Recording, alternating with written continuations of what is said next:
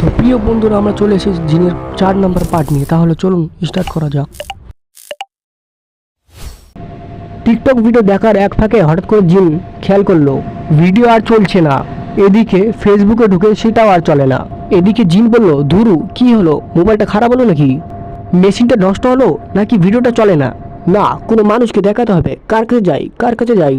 ওই তো ওখানে একটা মেয়ে ফোন টিপছে, দেখি কিছু করতে পারে নাকি। কথা মতন জিন ফোনটা নিয়ে মানুষের রূপ নিয়ে সে মেয়েটার কাছে গেলেন এবং জিন মেয়েটার কাছে গিয়ে বলল, এই যে হ্যালো মেয়েটা, আমার বয়ফ্রেন্ড আছে। কেমন আছেন? আমার বয়ফ্রেন্ড আছে মানে আমার একটা কথা ছিল। আরে ভাই, আমার বয়ফ্রেন্ড আছে। আরে আমার কথাটা শুনেন, আমার একটা কাজ আছে। কতবার বলবো আমার বয়ফ্রেন্ড আছে? তাও কেন কথা বলতে চান, পটাতে চান বলুন তো? কানের নিচে ঠাস করে একটা চড় দেবো। বলছি না কিছু কথা আছে, তখন থেকে কী সব আবল তাবল কথা বলছে। বয়ফ্রেন্ড আছে।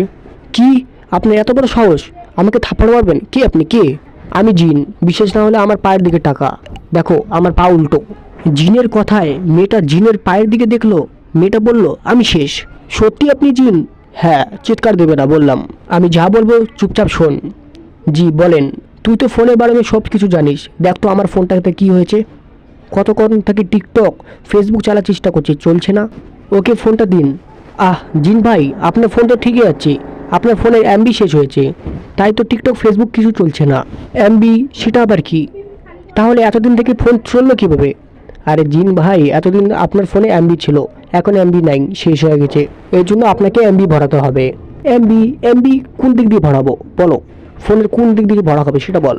আরে জিন ভাই, ফোনের কানা দিয়ে এমবি ভরে না তো। এমবি ভরা গেলে দোকানে যেতে হয়, তাকে টাকা দিতে হয়। কেন, ফোনের কানা দিয়ে ভিতরে টাকা ঢুকিয়ে দিলে না হয়ে যায়? কেন হবে না? আরে জিন ভাই, আপনি আমাকে আর হাসাইন না, এইভাবে টাকা ভরানো হয় না। দোকানে গিয়ে টাকা লোড দেন আর এমবি কিনেন। ধুরু, আমি এইসব ছাতাপাতা কিছু বুঝি না, তুই আমার ফোনে এমবি ভরিয়ে দে। মানে আমি কেন? আমার কাছে কোনো টাকা নেই, আপনি নিজে গিয়ে ভরে নেন। টাকা আছে কি জানি না, তুই এমবি ভরিয়ে দিবি চল।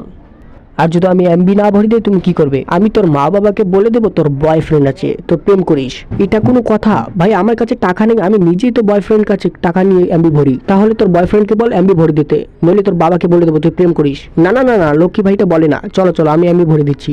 বাবা মা জানলে আমাকে মেরে ফেলবে। ঠিক আছে চলেন, আমি আপনাকে এমবি কিনে দিচ্ছি। এই বলে মেয়েটা জিন কিনে একটু আগাতেই সে মেয়েটার বয়ফ্রেন্ড এসে পড়ে আর বলল, কি ব্যাপার, এই ছেলেটা কে? বাহ, নতুন প্রেম করেছো? আমি একটু দেরি করে আসতে না আসতে তুমি নতুন ছেলে নিয়ে ঘুরছো? কে ও তোমার নতুন বয়ফ্রেন্ড? আরে না, তুমি ভুল বুঝছো। ভুল তো এতদিন জেনে আসছি। জিন বলে, আরে ভাই, না জেনে এত উল্টো পাল্টো কথা কেন বলছেন? তুই চুপ থাক, তোকে তো আমি পরে দেখছি। আরে পাগল হলে নাকি? পাগল হইনি, তবে এখন হব। তা বলো, নতুন বয়ফ্রেন্ড কিনে কোথায় যাচ্ছ?